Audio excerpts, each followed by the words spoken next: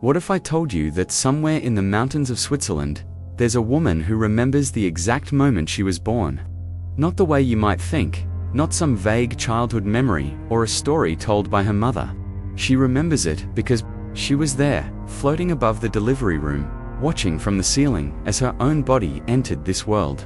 Her name is Alina Richter, and for 37 years she's carried a secret that would make even the most skeptical scientists question everything they know about consciousness, memory, and the very nature of human existence. This isn't a story about near-death experiences or out-of-body phenomena during trauma. This is something far more disturbing. Because Alina doesn't just remember watching her birth, she remembers whose eyes she was looking through. And that person, according to hospital records, should have been impossible to see through. Because that person had been dead for over 2 hours. In 1986, in the small town of Zermatt, Switzerland, something happened in delivery room 7 that the staff would spend decades trying to forget. What began as a routine birth became a medical anomaly that would challenge everything we think we know about consciousness, death, and the mysteries that exist in those first moments of life. Alina Richter was born at 3:27 in the morning on October 13, 1986. Her mother, Margaret, had endured a difficult labor that lasted nearly 18 hours. The delivery itself should have been straightforward. Alina was healthy, full-term, and positioned correctly. But as Dr. Heinrich Müller would later note, in his private journals, something about that night felt wrong from the moment Margaret entered the hospital. The first strange occurrence happened during Margaret's admission. The attending nurse, a woman named Bertha Zimmermann who had worked in the maternity ward for over 20 years, claimed that she saw Margaret's reflection in the hallway mirrors before Margaret actually rounded the corner. Not a simple woman. Margaret herself, wearing the exact same blue coat and carrying the same overnight bag. When Bertha mentioned this to her colleagues, they dismissed it as exhaustion from a double shift. As Margaret's labor progressed, more unusual incidents began to accumulate. The hospital's main clock stopped working at exactly 11:45 p.m., freezing at that time for the remainder of the night. The elevator between the second and third floors began operating on its own, traveling up and down with its doors, opening and closing, but never stopping long enough for anyone to board. Most disturbing of all, several staff members reported hearing a baby crying from empty rooms that hadn't housed patients in weeks. But these strange occurrences pale in comparison to what happened in delivery room 7 itself. During Margaret's labor, the medical team consisted of Dr. Müller, 2 nurses, and an anesthesiologist. Everything proceeded normally until Margaret entered the final stage of labor. At 3:15 a.m., as Margaret began the final pushes that would bring Alina into the world, something unprecedented occurred. According to the medical records, at 3:15 a.m., Mrs. Greta Hoffmann died in room 312, just 2 floors above the delivery room. Mrs. Hoffmann was 73 years old and had been in the hospital for treatment of advanced pancreatic cancer. Her death was expected and came peacefully, surrounded by her family. The time of death was officially recorded as 3:15 a.m. What makes Mrs. Hoffmann's death relevant to Alina's birth story becomes clear when we examine Alina's own account of that night, an account she wouldn't share with anyone until she turned 35 years old. Alina's memories of her birth are not typical birth memories, which most scientists agree are impossible to retain due to the undeveloped state of infant neural pathways. Instead, Alina's memories are comprehensive, detailed, and verifiable in ways that have left researchers baffled. She remembers the delivery room from above, seeing the white-tiled ceiling, the arrangement of medical equipment, and most importantly, the faces and actions of everyone present. She can describe Dr. Muller's distinctive beard, the specific pattern of freckles on Nurse Patricia's left hand, and even the conversation the anesthesiologist had with his wife on his cell phone during a brief break. All of these details have been confirmed through hospital records and interviews with surviving staff members, but Alina's perspective during these memories is the most disturbing aspect of her account. She doesn't describe seeing these events, through her own infant eyes or from some abstract floating consciousness. She describes seeing them through the eyes of someone standing in the corner of the room. Someone she later identified from hospital photographs as Mrs. Greta Hoffman. Alina describes Mrs. Hoffman's presence in the room in unsettling detail. She remembers the woman's hospital gown, her grey hair, and most distinctly her hands marked by age spots, and a distinctive scar across the left palm from a childhood accident. When Alina was shown photographs of Mrs. Hoffman weeks later, she identified her immediately. Despite never having met the woman during Mrs. Hoffman's lifetime, the timeline presents an impossibility that has puzzled everyone who has studied Alina. Case Mrs. Hoffman died at 3:15 a.m. in room 312. Alina was born at 3:27 a.m. in delivery room 7. According to Alina's memories, Mrs. Hoffman was present in the delivery room from at least 3:20 a.m. until the moment of Alina's birth. This means that according to Alina's account, Mrs. Hoffman was simultaneously dead in her hospital bed, upstairs, and standing in the delivery room below, serving as some kind of witness to Alina's birth. Dr. Muller, now retired, has never spoken publicly about that night. But his private journals, discovered after his death in 2021, paint a disturbing picture of the events. In his entries, he describes feeling an overwhelming sense of being watched during Alina's delivery. He writes about turning around multiple times, convinced that someone was standing behind him, only to find empty space. Most unsettling, he describes a moment when he looked up and saw reflected in the overhead surgical light the face of an elderly woman he didn't recognize. The nurses present that night have provided similarly disturbing accounts. Patricia Morrison, now 68, admits that she felt a presence in the room that night that she's never been able to explain. She describes the sensation of someone breathing down her neck and the feeling that extra hands were helping during the delivery, hands that felt cold and unfamiliar. Sarah Klein, the second nurse present, developed severe anxiety following Alina's birth and eventually transferred to a different department.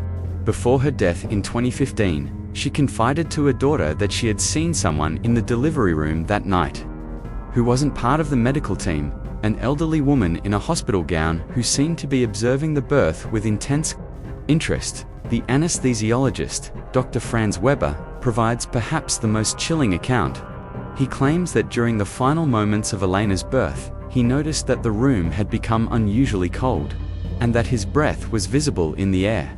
More disturbingly, he insists that when Alina took her first breath, he heard two voices, Alina's newborn cry, and the voice of an elderly woman saying something in German that sounded like she will remember. Following Alina's birth, the strange occurrences in the hospital ceased as suddenly as they had begun. The clock resumed working normally, the elevator stopped its mysterious journeys, and the phantom crying sounds disappeared. It was as if whatever presence had been affecting the hospital had accomplished its purpose and departed. Alina grew up as a seemingly normal child. She was healthy, intelligent, and showed no signs of the psychological or neurological abnormalities that might explain her unusual memories. It wasn't until she was 8 years old that she first mentioned to her mother that she remembered being born. Margaret initially dismissed this as childhood imagination, but Alina's descriptions were so detailed and accurate that Margaret began to take notice. Alina could describe the birthmark on Dr. Muller's wrist that was typically hidden by his watch. She knew about the small crack in the delivery room's ceiling tile that wasn't visible from the delivery table. Most remarkably, she could recount conversations that had taken place during her birth, conversations that her infant brain should have been incapable of processing or remembering. That as Alina grew older, her memories became more detailed rather than fading, which is the opposite of what typically happens with childhood memories, even legitimate ones. She began to describe not just what she had seen, but what she had felt during those moments. And what she described feeling was not the sensations of a newborn, but the emotions and physical sensations of an elderly woman watching a birth with deep interest and growing attachment. Alina recalls feeling arthritis pain in hands that weren't hers, the discomfort of a hospital gown that was too thin, and most disturbing of all, a sense of completion, as if she, or rather, Mrs. Hoffman, had been waiting for this specific moment to occur. When Alina turned 25, she decided to investigate her memories systematically. She began by requesting her birth records and hospital documentation from that night. What she discovered only deepened the mystery. The hospital records showed that Mrs. Hoffman had indeed died at 3:15 a.m., just 12 minutes before Elena's birth. But Alina also discovered that Mrs. Hoffman had specifically requested to be moved to a room with a view of the maternity ward during her final days.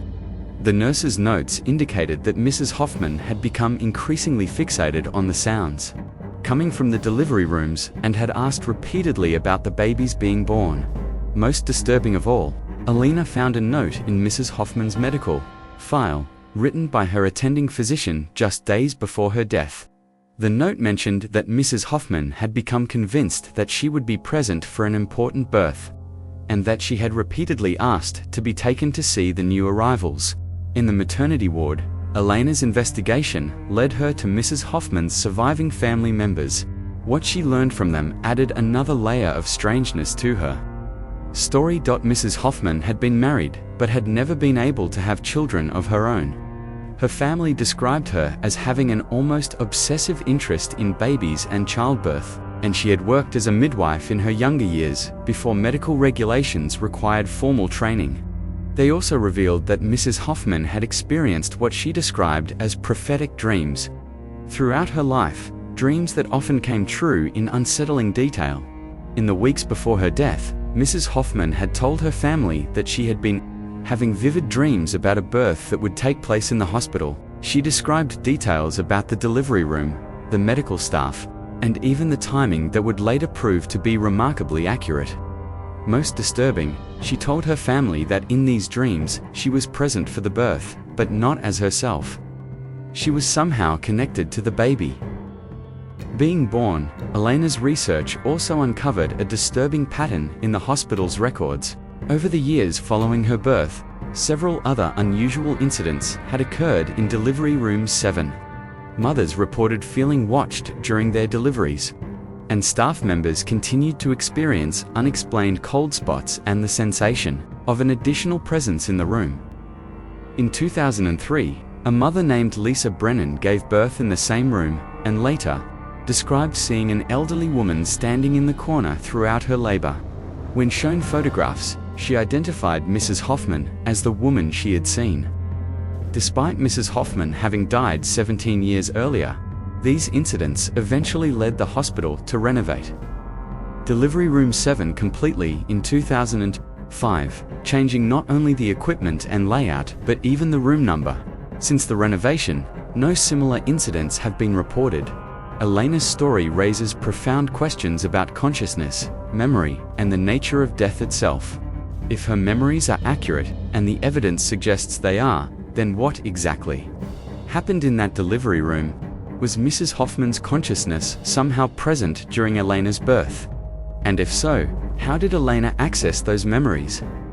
Some researchers have proposed that Elena's case represents a form of inherited memory or genetic consciousness, the idea that memories can be passed between individuals through mechanisms we don't yet understand.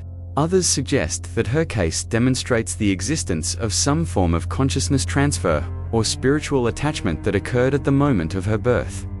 Dr. Amanda Richardson, a researcher who has studied Elena's case extensively, believes that Elena's memories represent evidence of what she calls transitional consciousness.